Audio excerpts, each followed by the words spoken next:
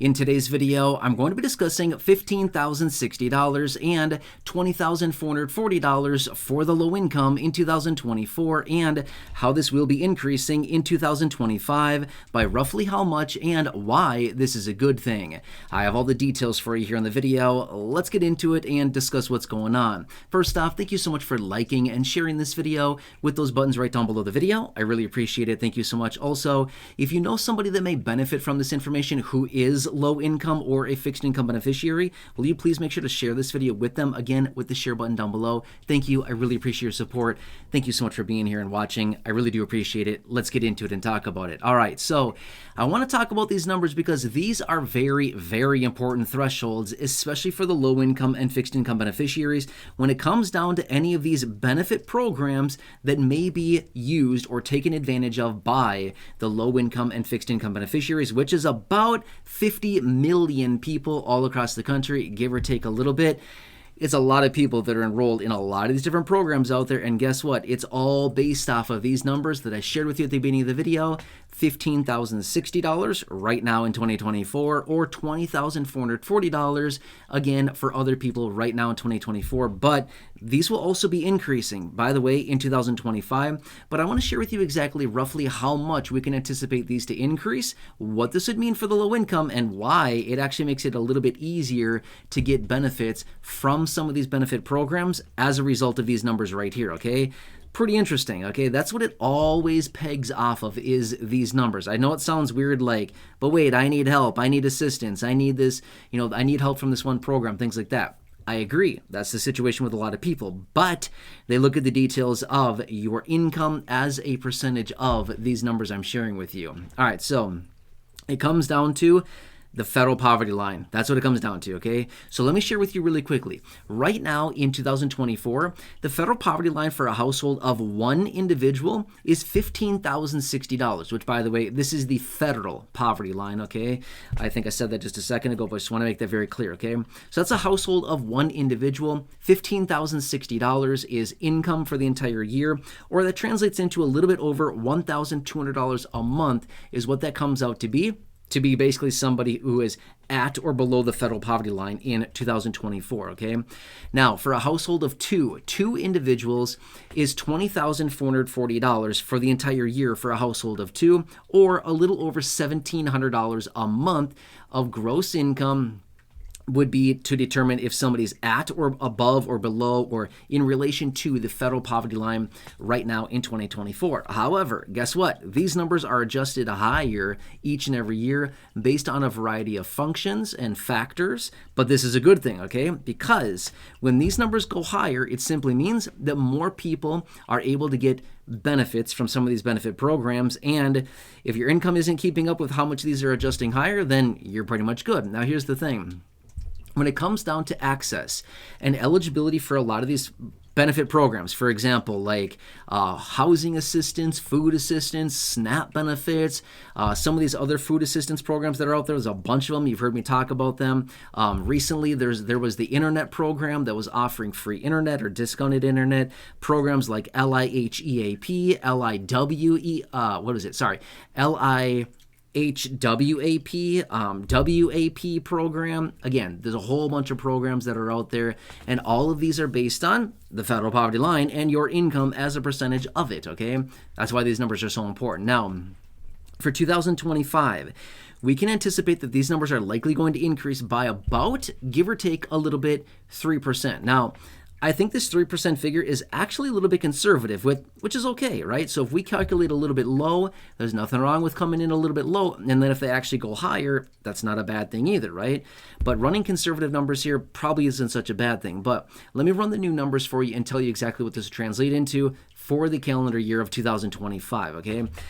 So if we were to apply a 3% increase to the federal poverty line for a household of one individual, the federal poverty line would then go from $15,060 is what it is right now for the entire year for a household of one, up to a little over $15,500 for the year. So an increase of about $450, give or take a little bit, is how much it would increase. That'd be a 3% increase on that.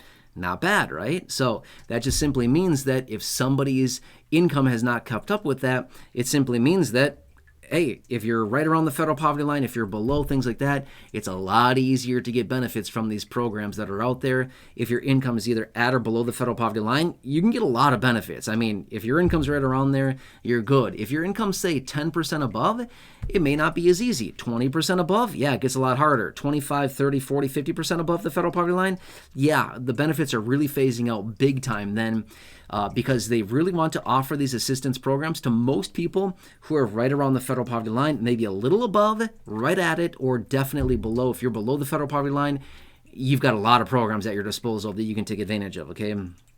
Now next, really quickly here, let's talk about the federal poverty line for a household of two. Again, I said earlier, it's $20,440 right now for 2024, a little over $1,700. However, if we were to apply a potential 3% increase to the federal poverty line, this would increase it from $20,440 to a little over $21,000. So an increase of about $600 is what it would translate into, about $610 more specifically is what it would translate into, okay? So not bad at all. And again, this would be a household of two, so not bad. And again, this basically just determines your eligibility for a lot of these low-income benefit programs. And again, there's tons of them that are out there, and what they do is they always look at your income as a percentage of the federal poverty line. Now, some of the programs out there say, hey, you can get benefits if your income is at or below 100% of the federal poverty line. Some programs say 115%, 120, 125, 135%. In some instances, they even say 150% of the federal poverty line. That's not very common, but it goes up to usually like 125%, maybe 135% in some instances for some programs of the federal poverty line, and that's about it. Again, maybe in some very, very, very rare instances, they may say like 200% of the federal poverty line, but I think I've only seen that with like one program. It's not many at all, right? But anyway, that's why these numbers are so incredibly important. And as we roll over to the new year, I know it's still a little bit of ways out from where we're at right now, but as we roll over to the new year of 2025, these numbers will also be adjusted, which is pretty nice, right? So if you're not taking advantage of some of these programs out there, which I know for a fact there are people here in this community that are eligible for a bunch of these programs, and you're not even taking advantage of it, I don't know why, okay? And that's the thing. If you don't want to, that's totally fine. I'm not going to sit here and be like, yeah, I have to take advantage of this program. You need to enroll. You must do it.